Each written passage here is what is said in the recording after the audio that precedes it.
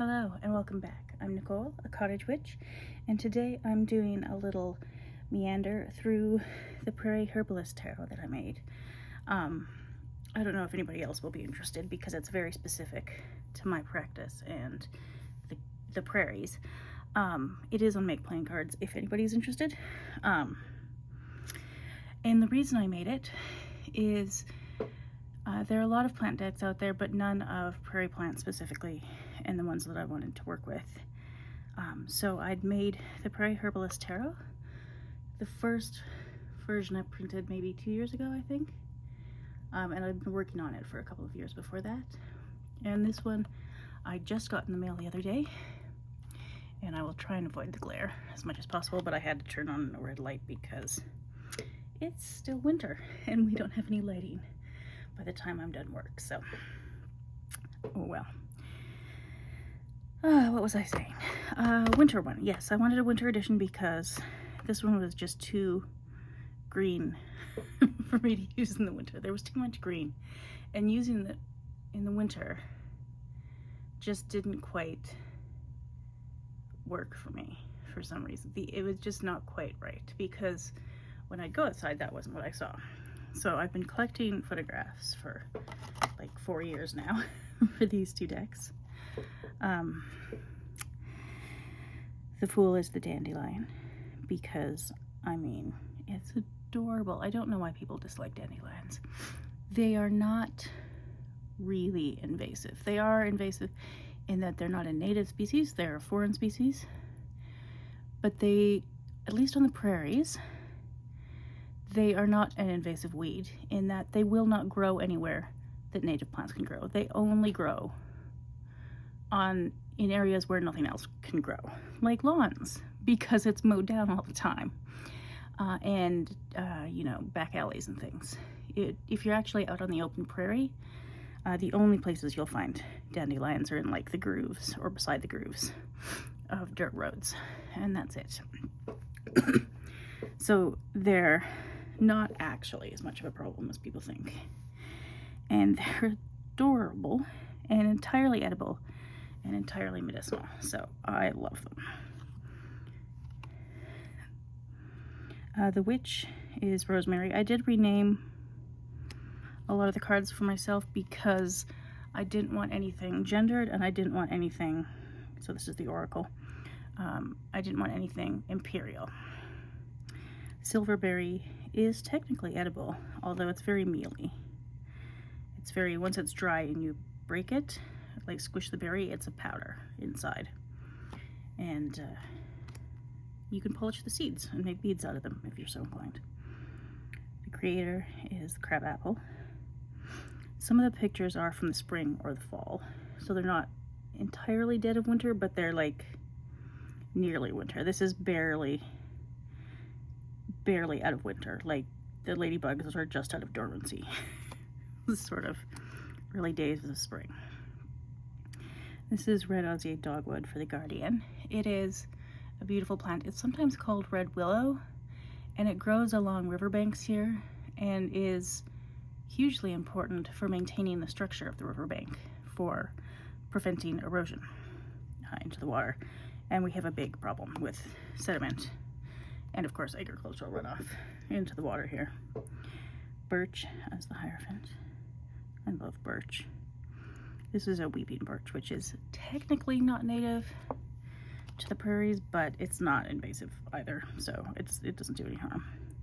Wild strawberries are some of the most delicious things I've ever eaten in my life. Like, you know how much better farmers market strawberries are than grocery store strawberries, especially in the winter. Like if you compare a winter grocery store strawberry to a farmers market summer one, if you were to take that summer one from the farmers market and compare it to a wild strawberry, that's the difference. Again, it is so much more flavorful than anything else I've eaten. They are tiny little things and sort of look a little bit wobbly and misshapen, but they're so good.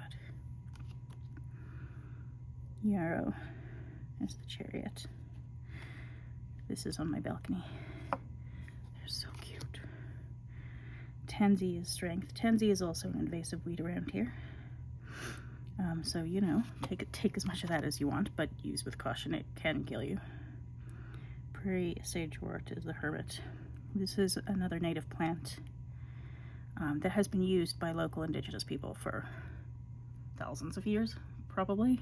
I don't know that it's endangered, but I've never seen it anywhere other than open prairie, like pasture land and stuff. Wild rose, as the Wheel of Fortune. This plant can grow anywhere. And so there's a park that's quite a high elevation that's very, very open and exposed to the wind, like icy winter winds. And up on that park, the wild rose will be about 6 to 8 inches tall. It's tiny. And the same wild rose down by the Elbe River, where it's a bit more sheltered and a little more temperate, will be taller than I am. Same plant, different growing pattern completely, depending on where it grows. Cedar is Justice. Most of these pictures were taken in Alberta, but some were in Saskatchewan, and this was in BC. Because we don't actually have a lot of cedar on the prairie unless you plant it. But I am, you know, a day trip to Banff National Park, so you can find cedar there. And then into BC, of course. Horsetail is one of the most fascinating plants. If you've never heard of it, you should Google it. It is the oldest plant in this deck, and it's one of the oldest living plants on Earth. Everything else in this genus is extinct. Horsetail is a spore-producing plant. It doesn't produce flowers, and it is older than every flower-producing plant on Earth. Before there were trees in North America, there was horsetail. And it was as tall then as trees are now. And now it's like a foot tall and looks like kind of like asparagus a little bit in the summer. And it's amazing. Very high in lots of minerals. But if you use it in tea too late in the season, like if you pick it in August or September, it'll have too high a silica content. Your kidneys won't like it. But the rest of the year, if you harvest it in the spring, it's beautiful. Willow is Death. Willow has been one of the plants that's been studied and found to absorb a lot of toxins, including heavy metals and agricultural runoff from the soil and the water. And it's also very important along the riverbed for maintaining the structural integrity of the riverbank. But it will pull toxins out of the soil so that other plants that are more sensitive to it can continue to grow. It's remarkable. This one, whoops, I left the same. Temperance is tea we make. Bindweed, so okay. Bindweed is a weed. It's an invasive weed. Nobody here likes it. You can't get rid of it. I mean, you can try to get rid of it, but good luck to you. And there's a little bee on one of the morning glory-like flowers. I couldn't find it in the winter, though. I went back to where I found it in the summer, and it was just snow all over, like paving stones and gravel. And I brushed some of the snow aside and just couldn't. I don't know. It's all shriveled up and gone. For the time being, wormwood is the tower. Elder, which I've got in this little vial necklace. As the star of elder is beautiful. It's, I mean, I wouldn't get on the wrong side of elder, but if you're in a good relationship with elder, it's an absolutely gorgeous plant. Violet is the moon. I do want to, there are some photos I want to retake because there are Canadian violets. These are native Canadian violets, even though they're not violet. There are some violet colored ones. And I want to find some of the Canadian ones in the winter, but I had to get spikes for my shoes to go and search for them because they're also buried in snow. And the path up to where I know they are is all paving stones and steep and icy and a little bit treacherous. So that'll have to do for now. Calendula is the sun. Once you have calendula in your garden, you'll never not have calendula. It produces so many of these funny looking seeds every year. So many. St. John's wort is awakening. I do want to get a picture someday of flowers of St. John's wort. because I'm trying to grow more of it. I've got my seeds started just over there, so hopefully this year I'll have some more. And plantain is the world. Plantain is also a weed, but you could call it invasive, but it's not harmful in the way that some invasives are.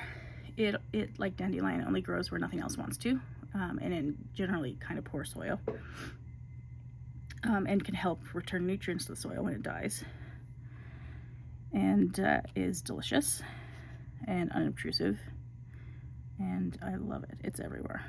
Like everywhere you go, nobody notices it around, but it's everywhere, like within the city. Nettle is the Ace of Wands. You can even see, well, I don't know if you can see on camera, the little spines. Once the leaf curls up, all the spines still stick out. It's so funny. Oregano has 2 of Wands. The little words and phrases that I put on here are from, or I should say heavily inspired by the Fortune's Wheelhouse podcast, which is phenomenal. So I originally made the summer deck. Oh, sea buckthorn is, if you've never had sea buckthorn berries, when they're not ripe, they're very sour, but when they're ripe, they're like a little bit mango-y. They're the Canadian citrus fruit. They're all we've got. Anyway, Fortune's Wheelhouse is phenomenal. They hit it right out of the park with that podcast. Look at me using a baseball analogy, and I don't even watch baseball, but it's astonishing work. And I listened to it twice through, and then I listened to the book based on the podcast twice through, because I'd made this originally to both learn more about the plants that were around me and also to learn more about the tarot, because 4 years ago I think I'd only been dabbling in tarot for about a year, so I still felt like I didn't really know what I was doing. I mean, some days I still feel like I don't really know what I'm doing, but oh well. Goldenrod is the 7 of Wands. It has a ladybug. The ladybug held still for its photo opportunity. I love it. You can, if you collect goldenrod seeds in the fall, you do also have to be careful that you're not collecting ladybugs. They love this plant. So if you want more ladybugs in your neighborhood, goldenrod. Bee balm this is actually a native bee balm. I believe it's a native one. This one is, at least. This was out in the wild somewhere. I do buffalo berry. This is one of those plants that people should have as shrubs around their yard instead of cotton Easter, which is invasive and can escape and do some damage in the environment. This one is almost identical, and I don't know why nurseries don't sell it, because it's so much healthier for the environment. And pine is the 10 of Wands. I love pine. Mullein. I'm just getting to know mullein. I saw it. I know it's an invasive weed in some places in BC. I don't think it's as big of a problem in Alberta, but it's around. Rowan is not native, but not really a big problem. And the birds will eat the berries in the winter if they have to. Look at how fuzzy I don't know if you can tell on camera, but the leaves in their close-up look really, really fuzzy. It's so cute. Garlic, which I took pictures of at the farmer's market because I don't grow it on my balcony. Clover. I want to get another picture of clover too, more in the winter, but it's hard to find once it's covered up in snow. So that's what I'm working with at the moment. Bedstraw. So this is northern bedstraw, and this is some other kind of bedstraw that the name escapes me at the moment. Neither of them are actually clears, which is the one that's most commonly used in herbal medicine, but some of the other bedstraws do have their uses as well. And the northern bedstraw is the one that's native to this area. Raspberries are one of my all-time favorite foods. Right up there with Saskatoons. Raspberry Saskatoon pie is one of the best things I've ever eaten in my life. It's incredible. If you've never had Saskatoon berries, they're also called June berries or service berries. There are a few different varieties. Different ones grow out east, like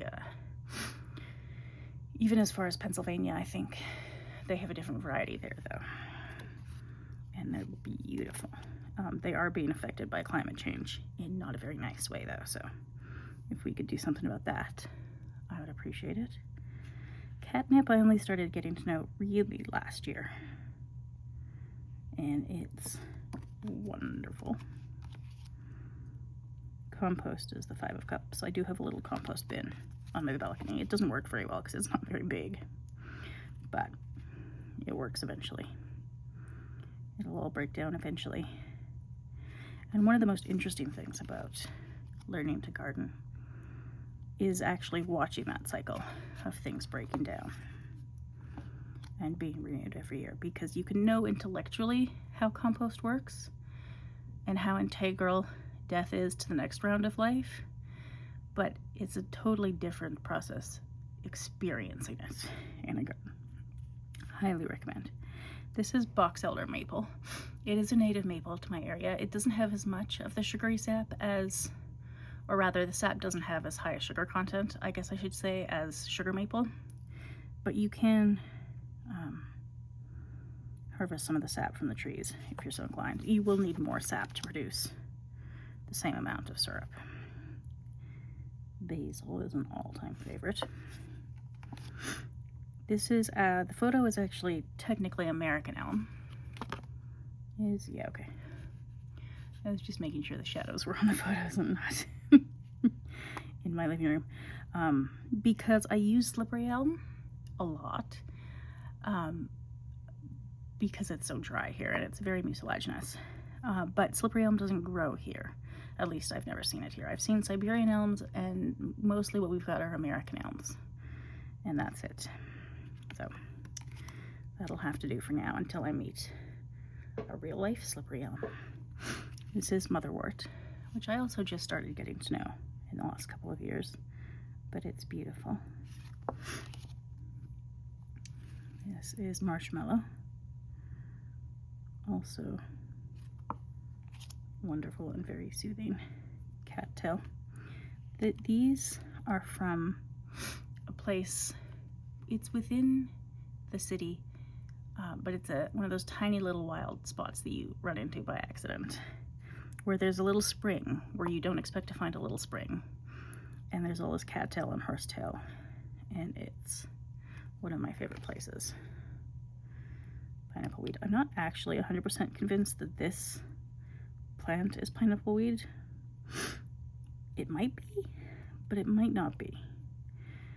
The app told me it was, but comparing it to the photos, I'm like, I have my doubts. So it's at least it's a stand-in for pineapple weed, because all the places where I can find pineapple weed in the spring are like in the cracks of sidewalks, and then it disappears. It gets trampled, and by the time it dies in the fall, it's basically disintegrated. Blueberry, I love. Flax. Flax is actually native to this area. There's a variety of flax native to the prairies. It's very hard to find, so this, yeah, both of these actually were taken on my balcony. Hawthorn. I surprised myself and didn't take a photo of the hawthorn berries, but I really like the buds. They're adorable. And the flowers, people think the flowers smell like decomposing or something, like something rotting. I actually don't mind them. I don't know what that says about me. And then the hawthorn thorn in the winter, which I love. I have a little bottle with some hawthorn thorns in it. To get these out of the way. Self-heal, which miraculously survived being transplanted last year onto my balcony. I've direct sown it into a bigger pot this year because it does not handle being transplanted at all well. It's a wonder it survived. Burdock is an invasive weed as well, but there's a lot of it around. That poor ladybug didn't make it.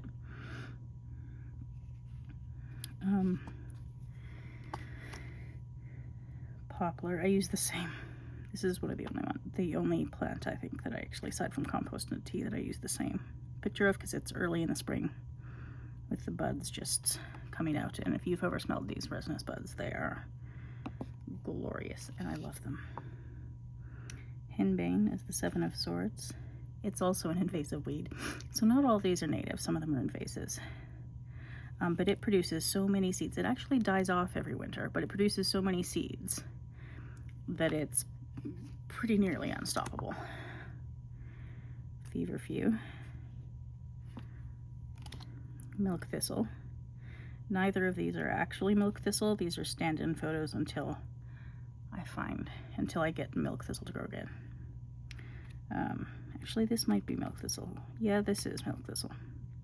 Sorry, I lied. That is the really milk thistle. That was on my balcony. There are like cars in the parking lot in the background. This I think is Canada thistle, which is not the same thing at all.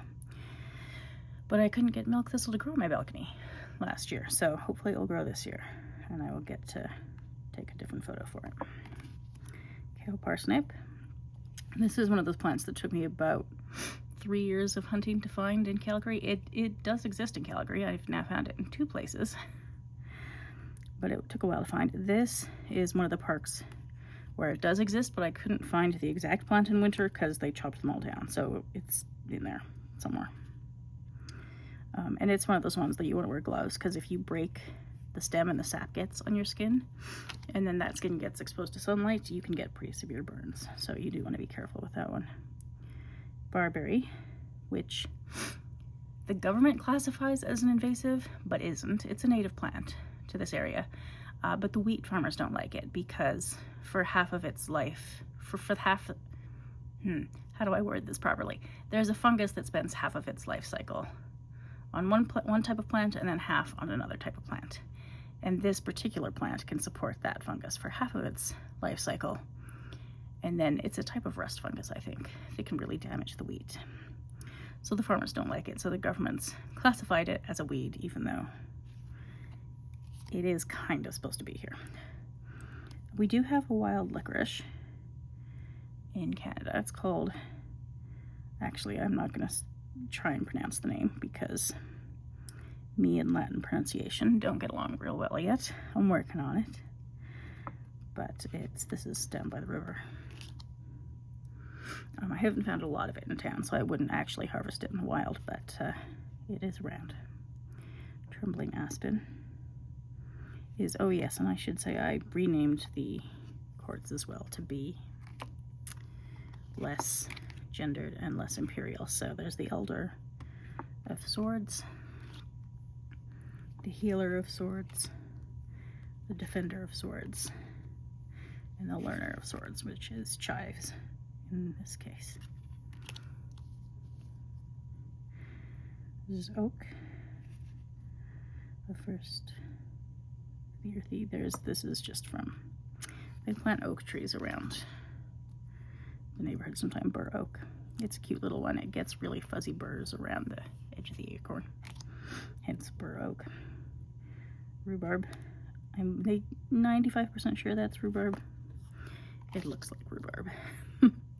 Trying to identify some plants in the winter is a little bit challenging. Spruce. I like this. The sap was like, I don't know if it had gotten frozen then or just it was really, really slow moving. This is lamb's quarter that volunteered to grow on my balcony. It's also a weed, but it's perfectly edible, so you can eat it like spinach, or it's in the, which family is it in? The quinoa one. Amaranth. It's in the amaranth family. Oats, which I actually do slightly grow on my balcony for the milky oat tops, and also just as a ground cover. Chickweed, which also volunteered on my balcony, and once you've got it, it will take over the whole pot, or your whole yard, as the case may be. Coneflower. I have finally found another picture of actual wild purple coneflower that if I ever reprint this deck, I'll swap it out, but it's really hard to find. Yeah, I was actually in somebody's yard that I found it. They planted it. It's almost extinct in the wild here, even though it should be everywhere. It's been so over-harvested. And this is a yellow variety, not the purple variety, but it's still the same. Technically, it's the same flower. It's just people have bred different like varieties and hybrids. So lilac. How cute is the lilac bud? That is adorable. They're so beautiful. I love lilacs. It's one of my favorite scents, like, of all time. Excuse me. Frog got in my throat there. Bearberry. Bearberry is also one of my favorite plants. It's a local native plant. And there's only one place I've found it in an abundant enough way that I feel like I can take a tiny bit of it for tea or for tinctures. And it is glorious. I love it. Wild cherry. This plant made me laugh because that looks to me like an old lady, like an old witch in a hood or something. I'm like, yeah, okay. I can get behind that.